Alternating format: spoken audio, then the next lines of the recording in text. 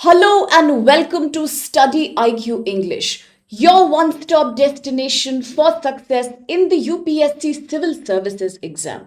A very good morning, everyone. Welcome to today's Hindu News Analysis, where I shall be discussing UPSC relevant important articles from the Hindu newspaper, the New Delhi edition.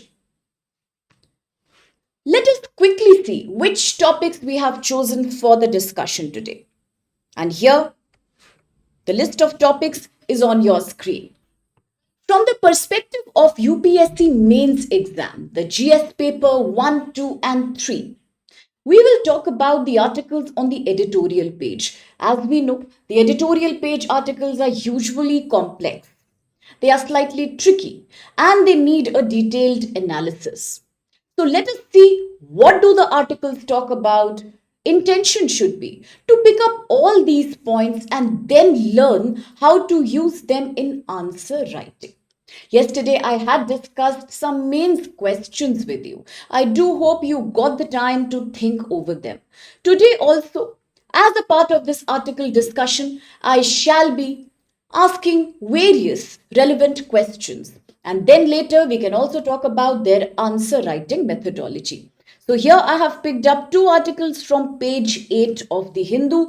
Both of these are for the UPSC mains as they are coming from the editorial segment. Then we have three more articles which are more brief, crisp, and we will look at them from a more prelims oriented perspective. Very good morning. Thank you for your warm wishes. So let's get started and let me take you to the first article for the day. The main article on the editorial page of the Hindu New Delhi today talks about the problem of Bihar migrant labor. If you remember yesterday, we were again talking about the elections that are going to be held in Bihar. Yesterday, we analyzed the topic of gender inequality in election process. If you remember, I had told you, based on the editorial article, that as the elections in Bihar are approaching, we are seeing a very sad phenomenon. The names of many women voters have not featured in the final electoral list. Why should this happen? Obviously, because there is a lack of gender sensitivity in lawmaking, in the electoral enumeration. Then we also spoke about the problems of lower literacy among women. Today, once again, we need to look at the same issue but with a different perspective. There is one thing very, very fascinating about the UPSC mains exam. Have you ever noticed that issue is the same? The way we look at that issue, our perspective changes only from paper 1, 2, 3 to the paper 4. Okay, so today we look at the problem of migrant workers not being included in the electoral roll, being missed out from the election process. Their right to vote is threatened today. And hence, this article analyzes the reasons behind that. The article also gives some solutions. So let's get going with what does the article talk about really. And as I always say, we should map the topic appropriately. This article corresponds to your UPSC GS paper 2 mains. Why? Because of course we are talking about polity and governance. This article is about electoral reforms, the reforms that should be now done to the obsolete existing election process in India. Of course, it corresponds with GS paper 2 because we are talking about democratic rights, the right to vote.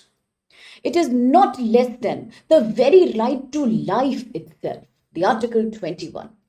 Then it also talks about the Election Commission of India. There is one more UPSC GS paper which this article matches with, and that is GS paper 1 and 2 both. Because yes, we are talking about the poor and the vulnerable migrant population.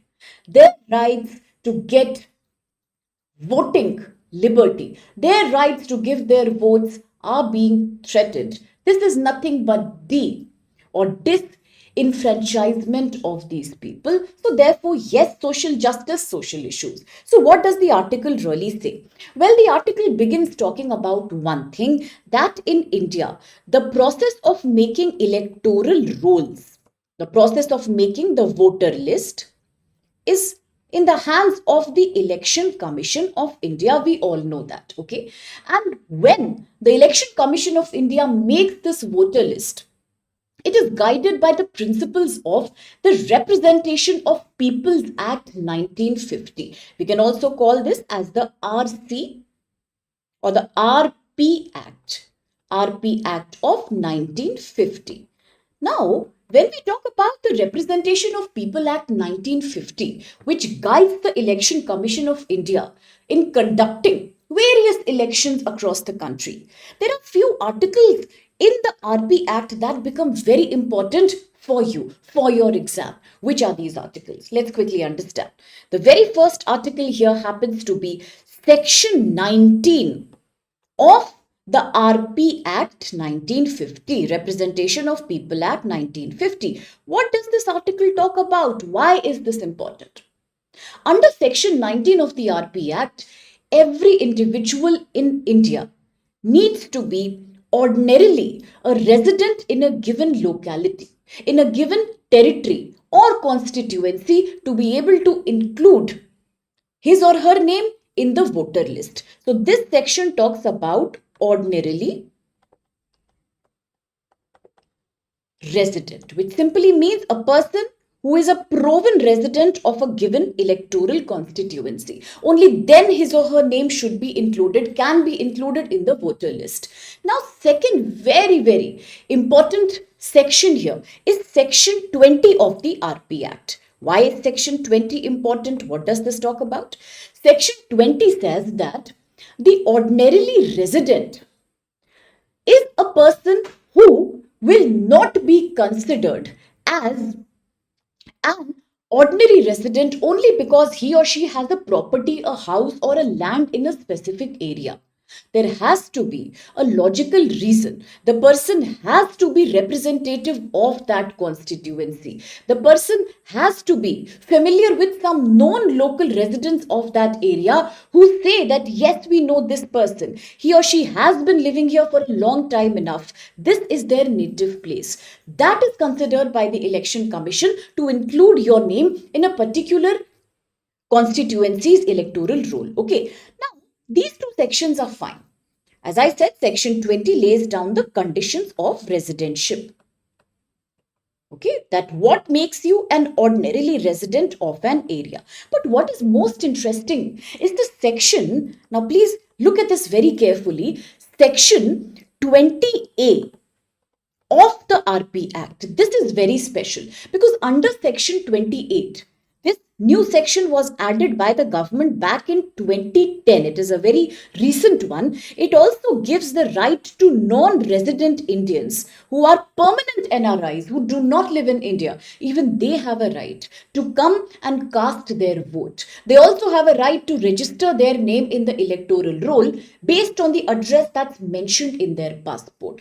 So far, everything looks good. Okay, if these are the sections of the RP Act, these govern the Election Commission and accordingly the electoral roll is created. But what is the problem so far? There is no problem because all migrant workers are based in some or the other village, some or the other town, and therefore absolutely they qualify to be the ordinarily resident. So far it's okay. But the real problem starts when the Election Commission of India actually says that people who were not found, people who could not be located at their residence at the time of enumeration, those who could not submit or resubmit their documents in the enumeration process, in the SIR process, will be excluded from the electoral roll because these people will then be tagged as either absent, they were not found, or they will simply be categorized as the category under non-found. They were not found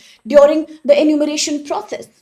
They could not register their documentation. They could not register themselves for the voting process and hence they stand excluded. Now, this is what we call a violation of the rights of migrant workers.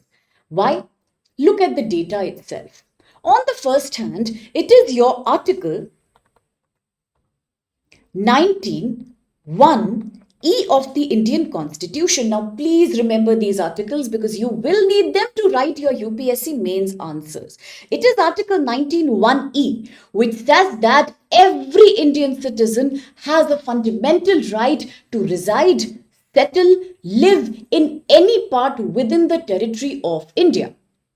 They also have a right to shift their vote constituency to their new place of residence anywhere in the country. Then why do migrant workers get neglected? What is the reason for their exclusion and disenfranchisement? Why do you think their names are not included in the electoral roll? This is where the problem is coming in. Now, very interestingly, India has a huge migrant labor force population. Going by the data, article says the periodic labor force survey has said from the data collected in 2020-2021 that 11% of India's population has to migrate. They have to migrate from one area to another. It could be rural to urban migration.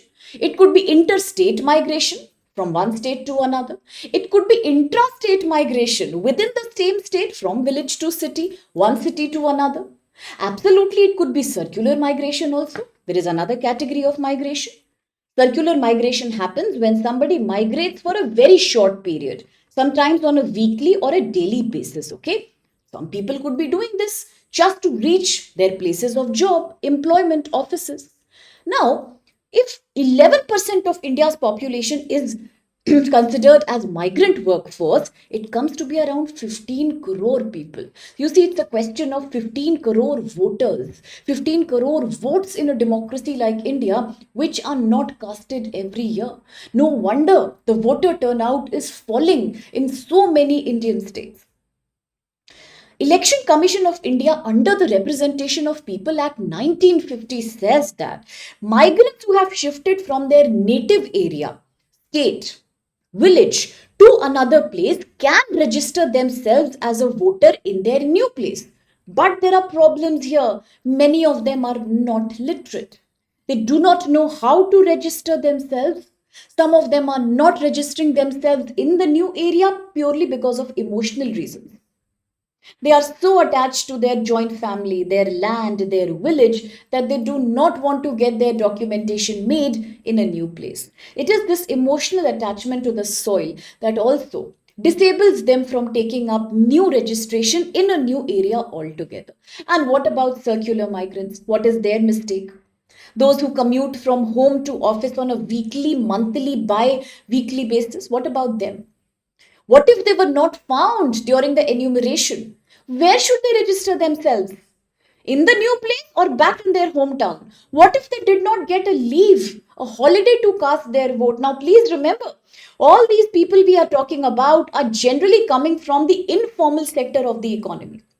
Yesterday we spoke about it. They are the ghost employees. They are the victims of social dumping. They do not get leaves or holidays easily by their employers.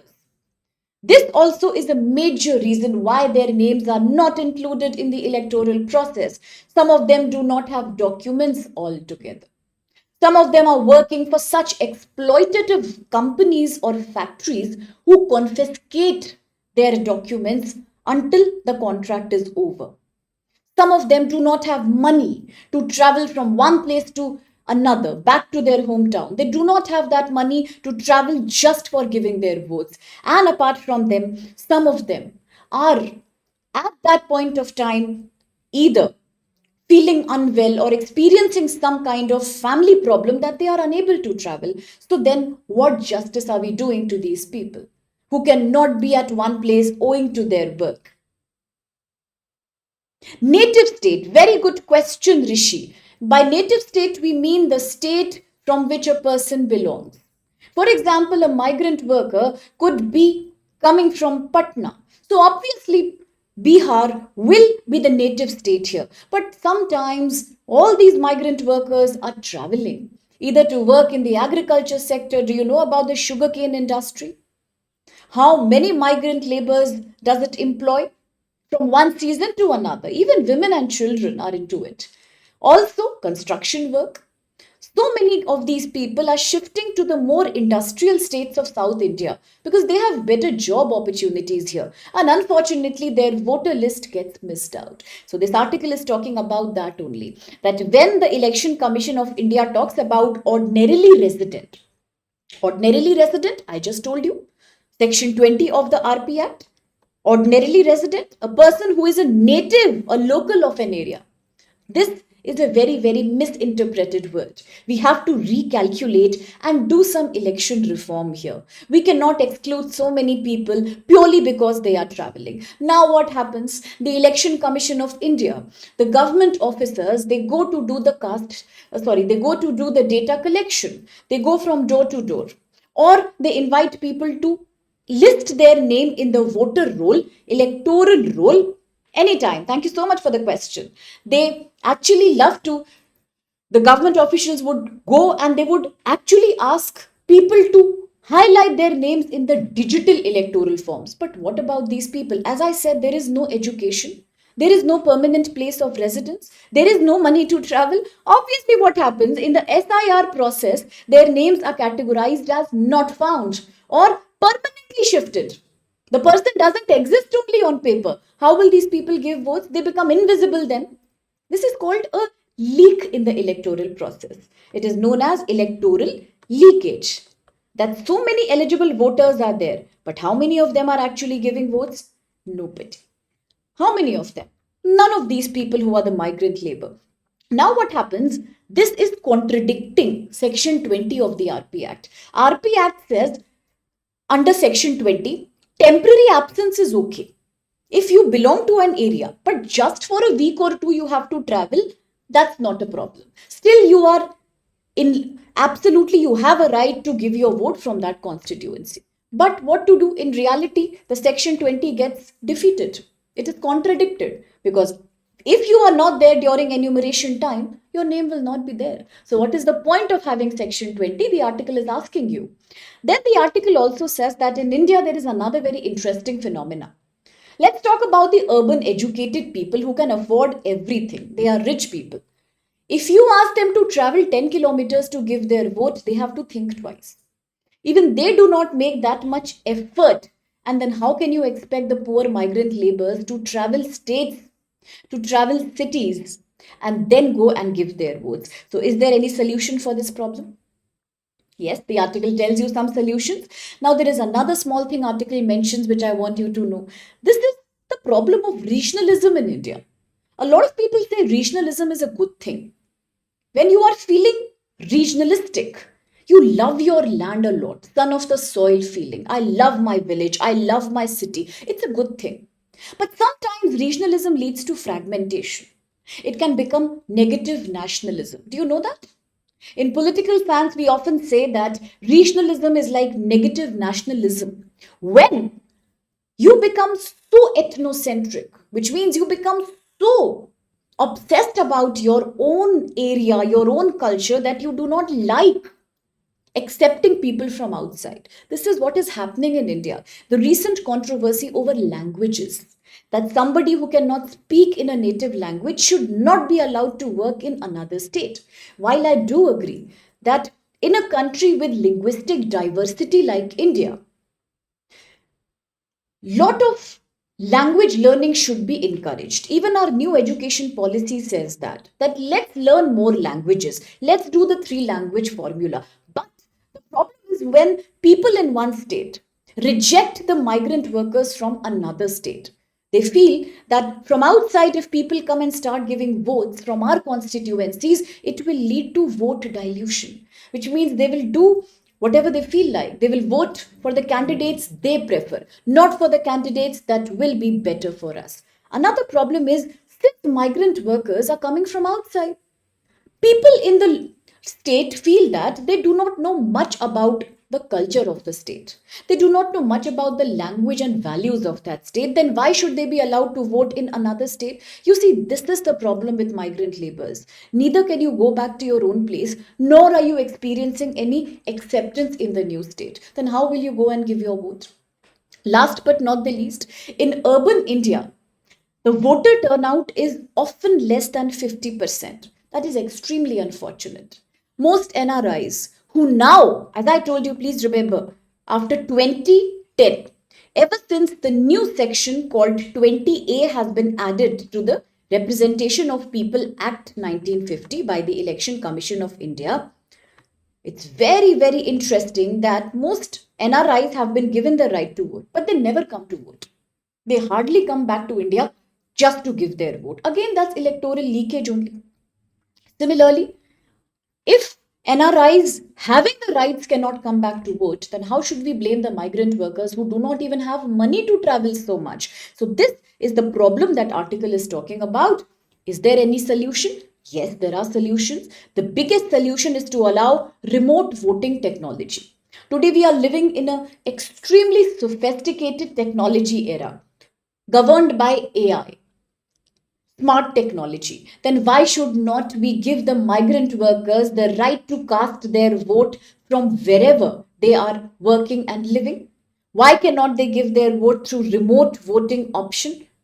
So, with better cyber security, with better digital laws, with more efforts by the government of India, we can definitely have remote voting for these people. This is only good for India's own democracy and principle of equality.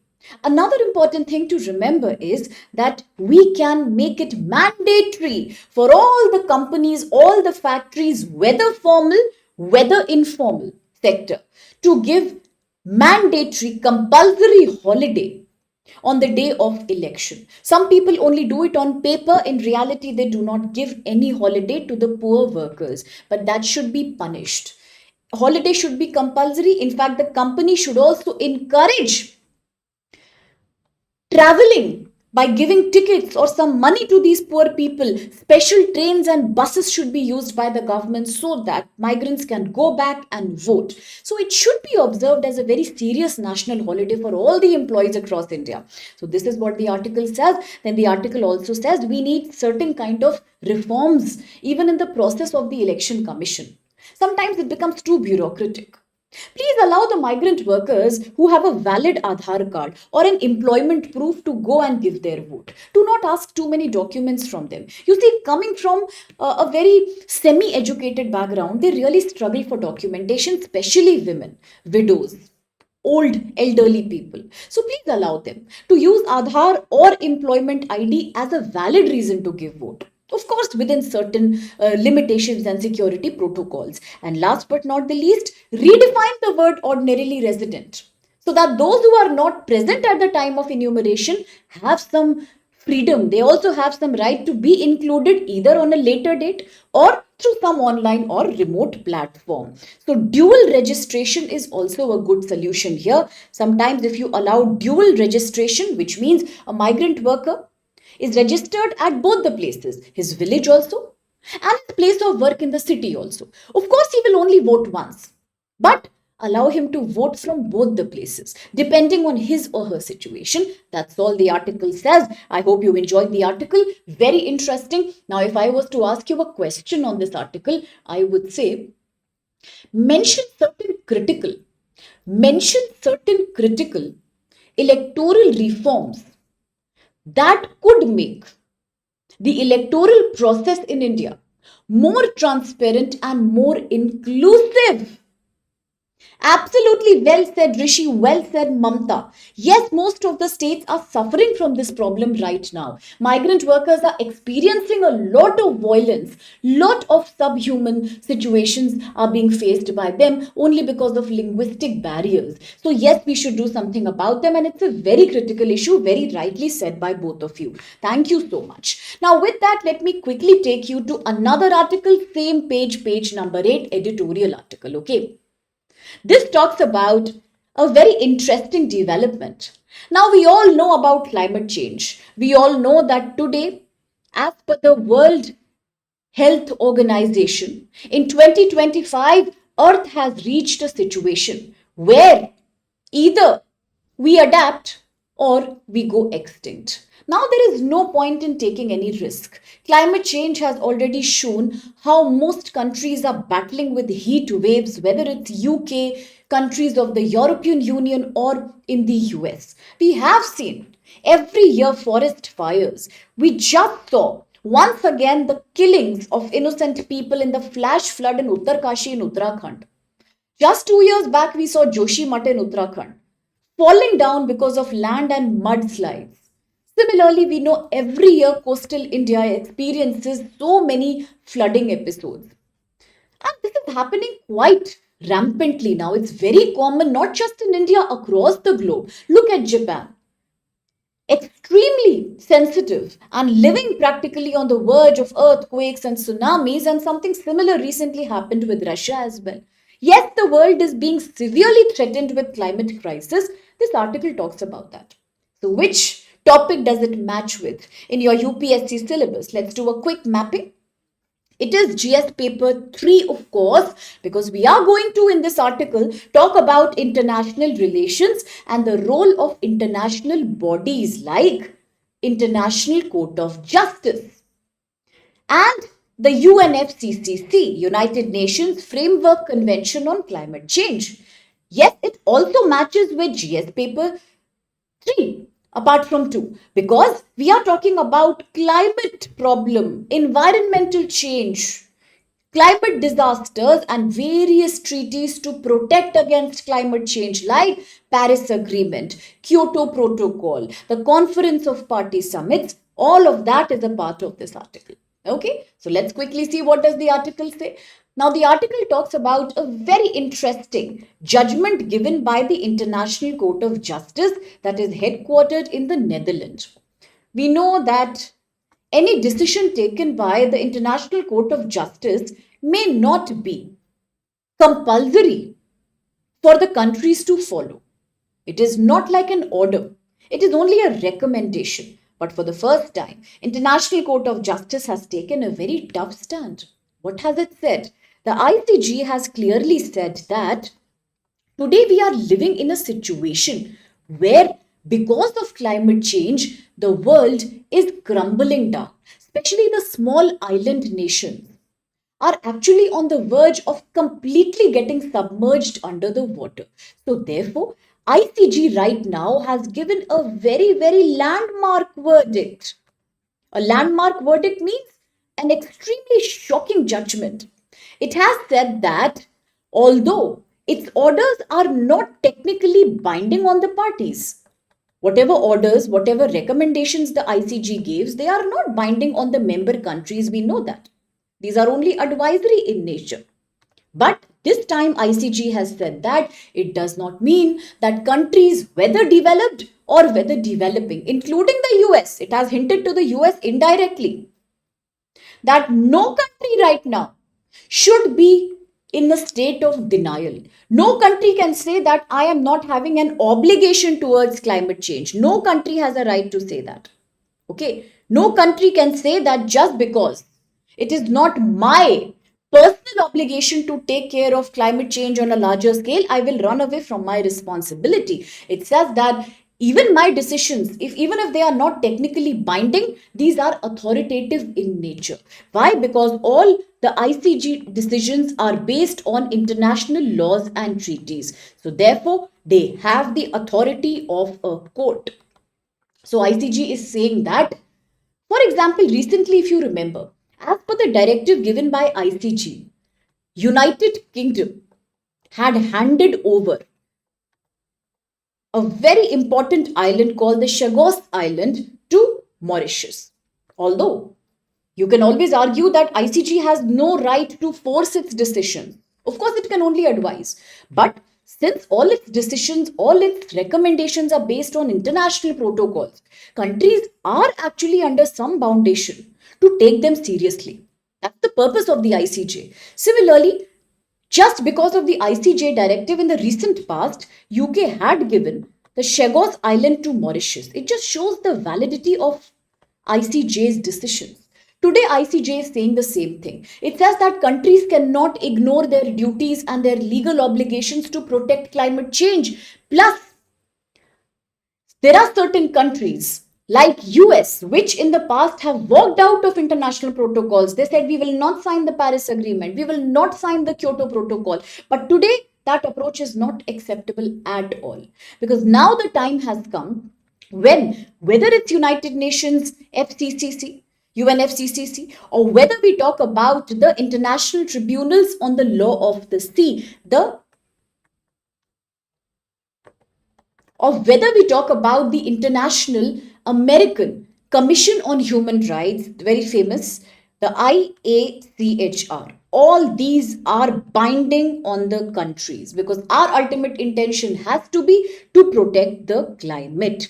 Now, the quote is saying that I want to make certain changes in the existing protocols. One thing the court said was that all countries are now responsible equally for climate change. No more escaping your responsibility. You have to listen to the ICJ order. Second thing, it also has said that ICJ wants to reinterpret certain existing protocols. What are these protocols?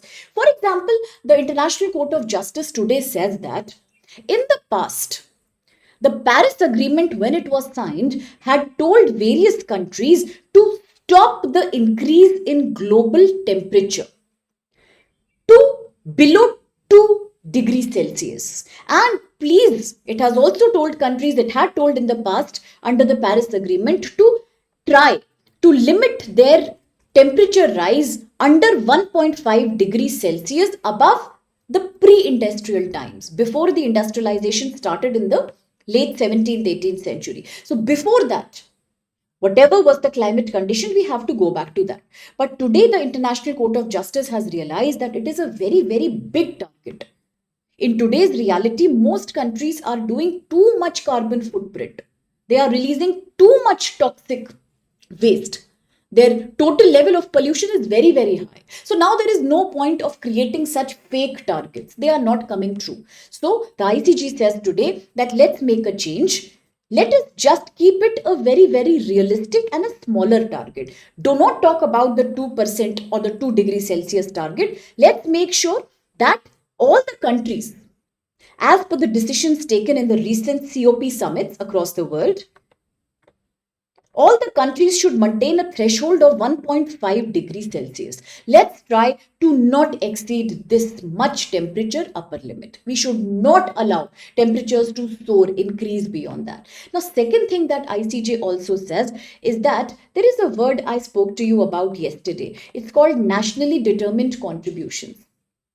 These are decisions taken by various countries that they will stop their carbon emission to a certain degree by 2030. Every country, of course, has its own interpretation. For example, India said that by 2030, we will reduce our carbon emission by 33%.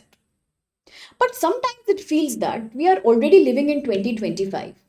Within 5 years, how can we expect a magic to happen? Suddenly, we cannot control our carbon footprint in such a big way because all countries are busy industrializing. So, what is the solution? ICJ says that do not force any upper limit on any country. Let every individual country take its own decision. Let them see their history, their industrial level, their level of industrialization. Let them see their geographical condition, the state of their economy, and then take a decision that what should be the appropriate NDC limit for them. So the ICJ has made this much more democratic.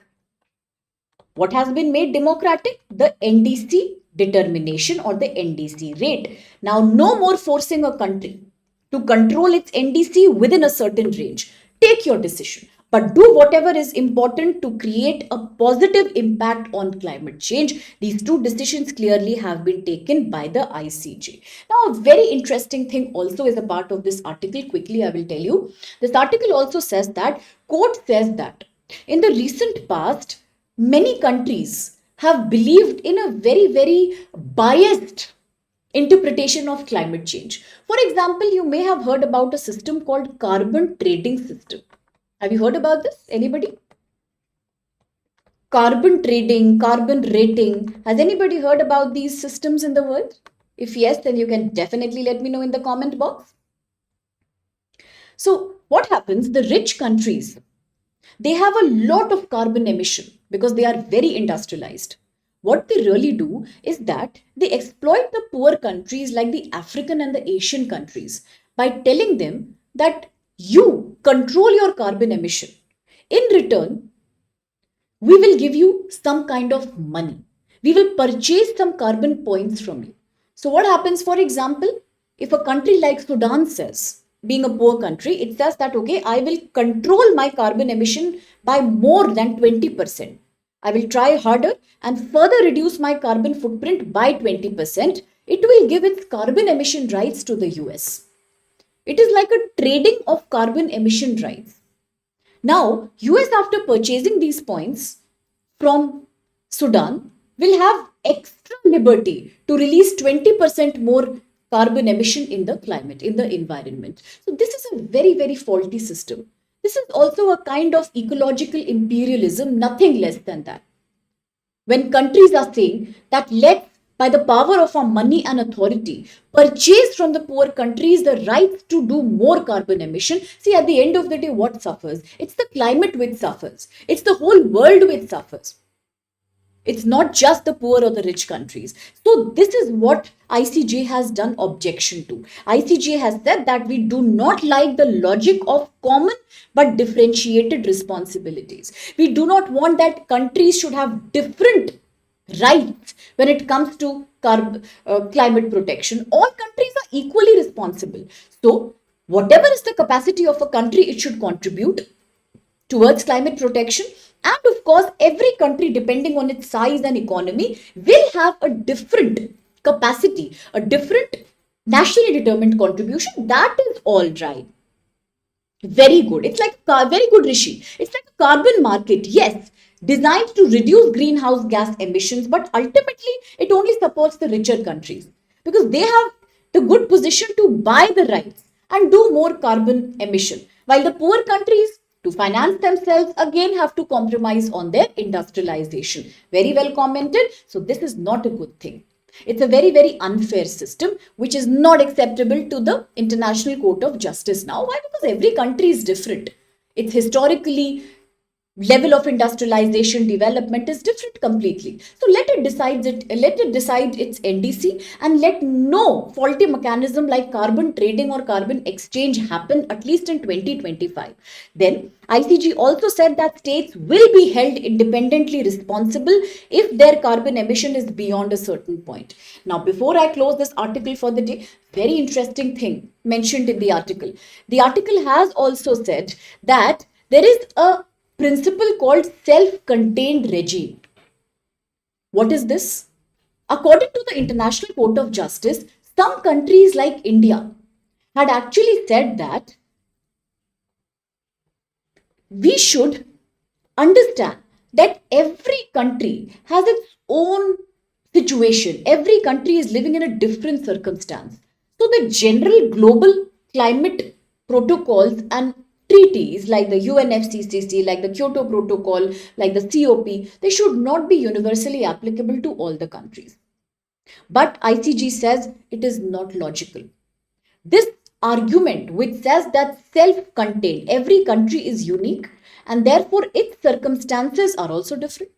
So no one law should be applied to everyone equally, but ICG says it is wrong. It is not logical. Today we are living in a situation where all countries are sharing the same ecosystem.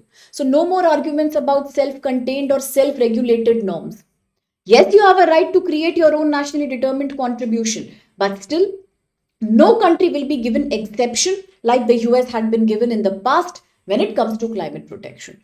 So the laws will be applying equally to all the countries. And ICJ also said that the very request for this decision has come from the small island nations who are actually on the verge of going under the sea. Because of the rise in sea level, they will go extinct anytime soon. And therefore, it was their request which led to this decision by the ICJ. A very interesting article, of course. And now let's move on to some quick prelims related articles from today's newspaper. The first article for the prelims is page number 15, The Hindu, which says exporters now in India are scared. Obviously, they will be. We yesterday spoke about how the US has expanded its tariff regime up to 50% now. Okay, so if 50% is the tariff limit on India today, then we can imagine the fear and the anxiety that's happening among the exporters. Yesterday we saw how 17% of India's total trade happens with the US itself. Now, today, this high level of tariff means that Indian products will be double the price. They will be so much more expensive in the US. Who will buy them? Nobody will purchase them. It's a complete loss for Indian exporters who were depending on US exports or exports to the US for decades now. That's what the article talks about. Let's do a quick topic mapping. Where does it come from? Yes, GS paper 2, international relations. We are talking about Indo-US bilateral relations, trade relations. Yes, of course, GS paper 3, because we are talking about concepts like foreign exchange, we are talking about export surplus, trade balance, and export vulnerabilities. So let's quickly see what the article has to say. Article has clearly told that because of the high tariff rate, today exporters across various segments, whether it's garment, whether it's textile, whether it's gems and jewelry, whether it's products like steel, aluminum, or laboratory products, pharmaceuticals, all of them are very, very concerned. They know that with this high level of tariff, they will not be able to conduct a profitable trade with the US market. So, what's the future for these people? What's the solution to this fear of complete economic loss to the economy as the export segment is threatened today? Before we talk about that, a quick look into the data given by the article. Article says that with the 50% tariff regime that will now be soon implemented after a gap of 21 days from the initial 25% tariff, today it's total 50%, yes. Certain sectors which are badly affected are the engineering goods. Imagine $20 billion export business India was having with the US in 2024-2025 across steel, aluminium, and other industrial machines. Now, what happens? Obviously, it's a massive loss for the economy. Similarly, talking about the garment and textile segment, 33% of India's ready made garments are exported to the US. Again, that is up to a loss now. Now, similarly, automobile components. $22.9 billion of equipment regarding automobile was exported to the US in 2024 to 2025. So, anyways, all sectors are being badly affected. What is the worst impact that is going to be experienced immediately soon? Well, the worst impact is going to be Indian goods will not be able to compete with the US manufactured goods or any other country's manufactured products in the US markets. Obviously, because as soon as the Indian products land in the US, they will be imposed with the high tariff. Now, what happens? If earlier the market price, for example, of one unit of garment would be about $100, today with the 50% additional tariffs, if the market price in the US of Indian product earlier was $100, now, today, after such a high rate of tariff, what happens? Imagine the same product, the same box of product being sold for $200 or even above. Who will buy it? Why will they not prefer buying their own locally produced goods or goods coming from China or Vietnam or Thailand or Bangladesh? Why would they buy Indian products, no matter how good they are? We know that in the textile segment, India is known for its special brand called Kasturi Cotton. In case you have not heard about it, I can bring a detailed video to you on that. What is the benefit of having such state of the art textile manufacturing? No point, because nobody is going to buy a product that is 3 times more pricey than before. This is the pinch that we are feeling today. Now, what will happen? As soon as the goods land in US, price goes double. Nobody in the US market is going to consume these products. It's a loss for the Indian exporters, right? Nobody will buy, no profit will come. So, which means competition of the Indian products in the market goes down. Second problem is that obviously so many retailers will cancel the orders. When there is no demand, when people will not buy, then all the orders that were placed already will be cancelled now. Imagine the loss that will happen to Indian exporters when the already in process goods manufacturing gets cancelled suddenly. It's a complete loss and chaos for them. Similarly, there is going to be a shift in priorities. Earlier, the US market, US consumers would prefer Indian products will now start preferring Bangladeshi made products or Vietnamese products because here also the cost of labor is cheap. And the tariff that US has imposed is very high on us Indians right now. Not so much on the other countries right now, except maybe Brazil.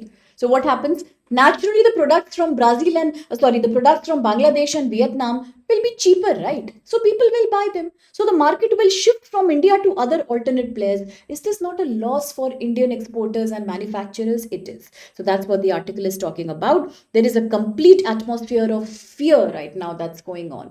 Now, among all this gloom, among all this problem, there is one silver lining to the cloud. There is one good thing. What is that? Now, for India, this could also be a great opportunity. You see, when you are good at something, no matter what, you will always get the value. Something similar has happened to India's pharmaceutical products. We know that India is the pharmacy of the whole world.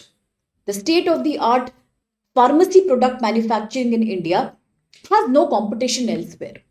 So today what is happening, despite 50% tariff imposition, US has given some exemption, some relief in the tariff only to Indian pharmaceutical supplies or generic medicines to the US. This shows the robustness, the sheer domination of India on pharma sector in the global market, that despite its anger, despite its punishment of 50% tariff, even US could not stop Indian pharmaceutical products from reaching its land. It could not, because there is nobody who does it better than us. So therefore, pharmaceutical has got some exemption here. So now the article says it is a good time for India to explore more trade diplomacy. If US is continuing to behave like this, then India could look for alternative markets, especially for the pharmaceutical industry, like the EU market. That's a great place, or the West Asian market. That's a very, very good opportunity for India. Second thing is that now we should realize that it is time to do some diversification.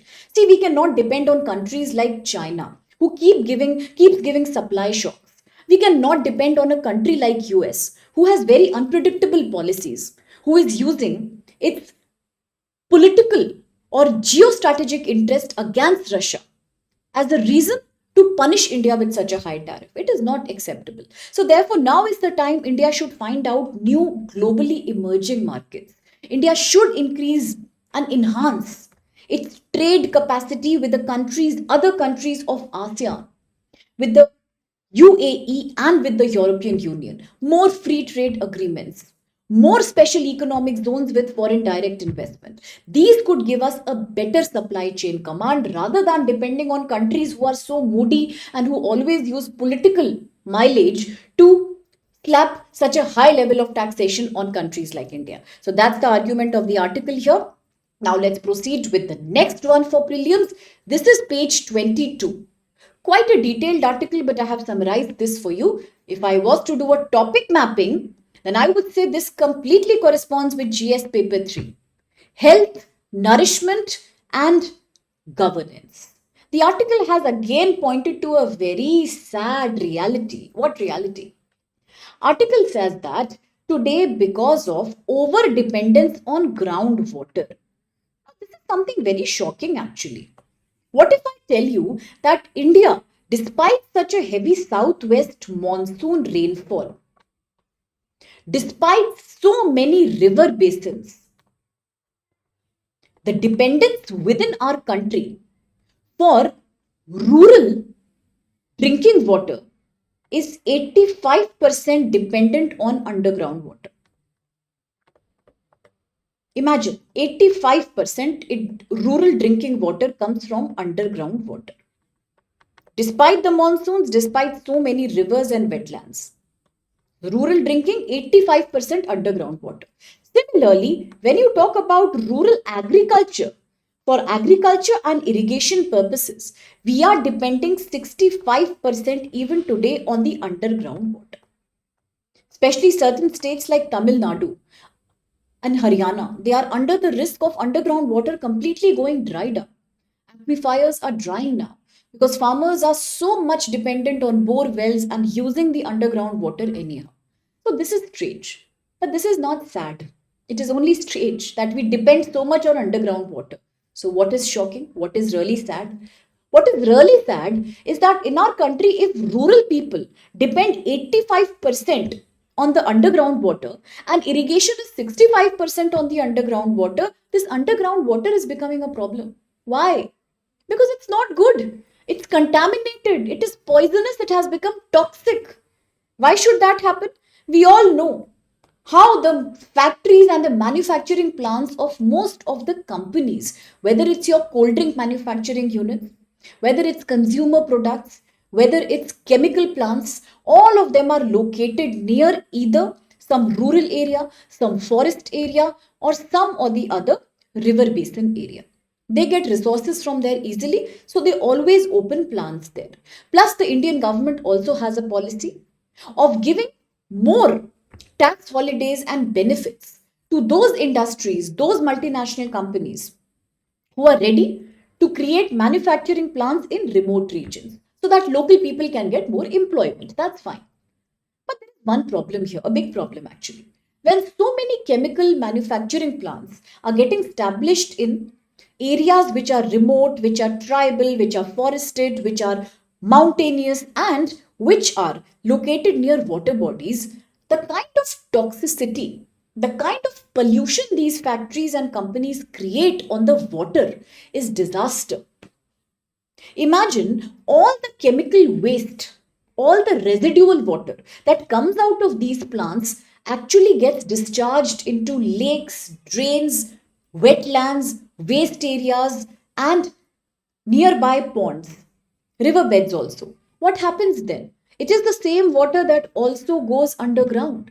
It is the same water in the monsoon season that percolates in the agriculture area. Plus, the agriculture uses tremendous amount of fertilizers, nitrogen based, phosphorus based, whatnot.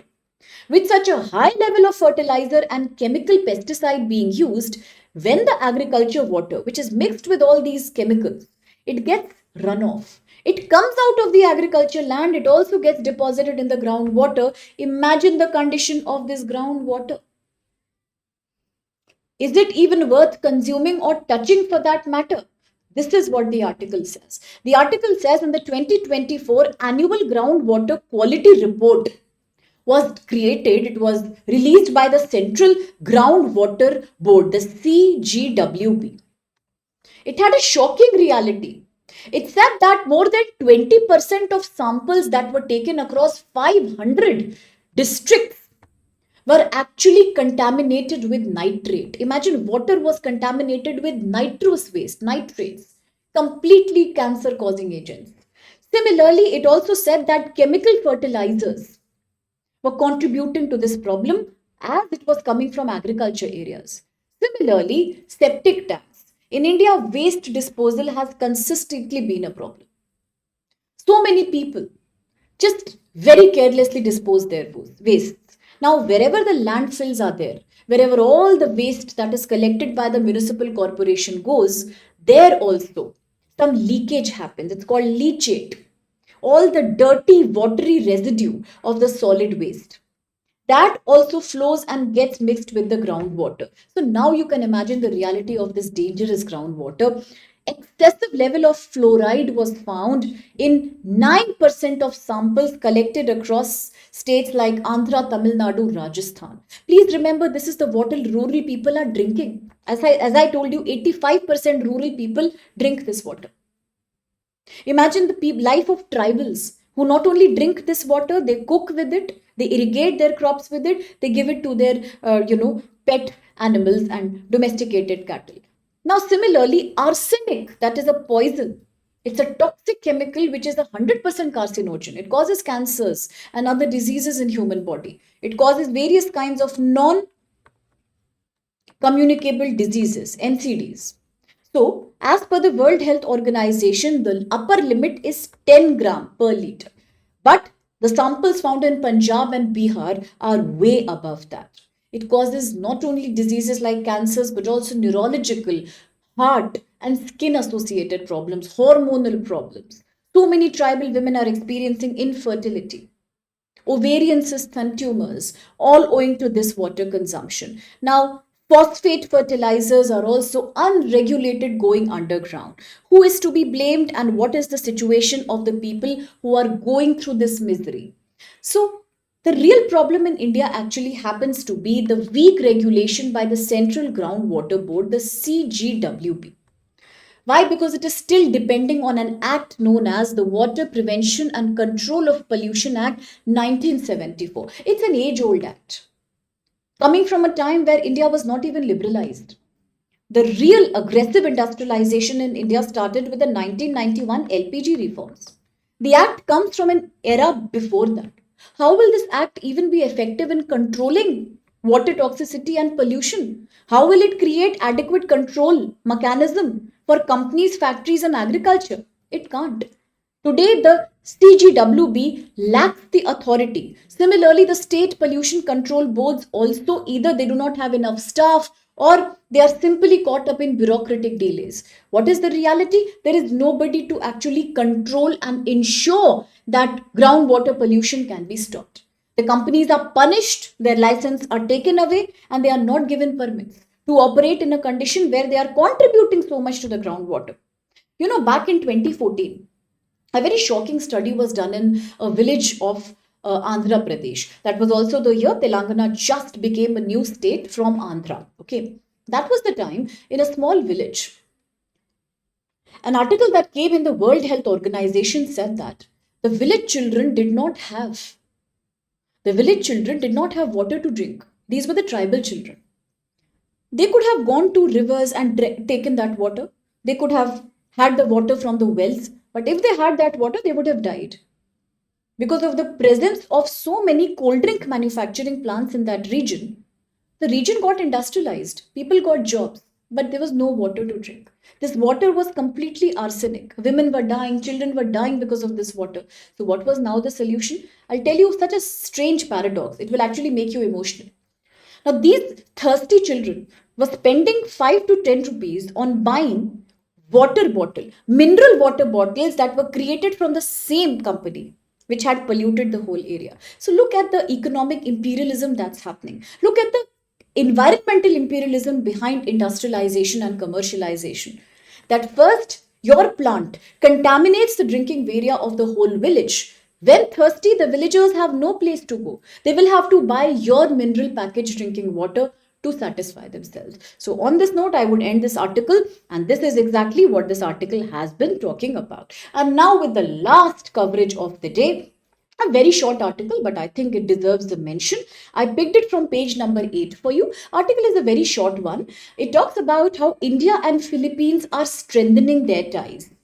Today, as Indian diplomacy is under question, in the light of Pahalgam terror attack, in the light of how hardly any country came in the support of India openly. In fact, immediately after the Pahalgam attack and Operation Sindoor, United States of America under Donald Trump kept saying again and again that US mediated the fight between India and Pakistan. India did not like it, but still India could do nothing much. No country came in our support openly. In this light, it feels extremely good. It is a diplomatic victory. As today, there are certain countries like here Philippines who are not only maintaining but also strengthening their ties with India. How will this help India? Agreed, it's a small country, but Philippines is a smaller country, but this will help India because this will strengthen India's position in the IOR region, in the Indian Ocean region. It will also give better strength to India in the South China Sea region, which is completely dominated and monopolized by China's policies. So, recently, what happened? Both the heads of the state, India and Philippines, met each other. They signed so many trade agreements. And for Philippines, also, it's a big step because India is only its fifth strategic partner, apart from Japan, Vietnam, Australia, South Korea. Now, this should also remind you that all these are like minded countries. Like minded countries because they are the countries who stand against Chinese monopoly and China's excessive hegemony in the South China region. Okay, let's understand that Philippines is also important because it was one place where India's first export of the Russian made, Indian made BrahMos missile had happened. That's very important to remember, very important for your prelims. Second thing is consistently joint naval exercises have happened between Philippines and India in the South China Sea. Now, this is a dangerous region, the South China Sea. We know how China is threatening Japan, South Korea, excessive predominance against Hong Kong, Taiwan, even Philippines for that matter. So, against this aggression, like-minded countries coming together is very, very important for India in a geostrategic way. Let's also see that how Philippines will be hosting the 2026 ASEAN Summit. And India-ASEAN partnership is very, very important for better trade with South Asia, Southeast Asia. Similarly, there is a negotiation between ASEAN, India, which is known as Trade in Goods Agreement. So, better partnership with Philippines will only improve this prospect further with India. It will help India balance its position against China, not just in the Indian Ocean region, in the South China region, but also within the forum of Quad, the Quadrilateral Dialogue, which also includes US, Australia, Japan. Okay, so on that note, now I will take your leave for today's news analysis. I really hope you enjoyed the news analysis. You were able to understand all the articles properly. Now, should there be any questions, any doubts, any suggestions, please feel free to post your comment in the chat box. You can also pin your comment in the video itself. Please do like, do subscribe, and do share StudyIQ English for getting all the recent updates from us. All the best and see you tomorrow with another fresh session. Thank you.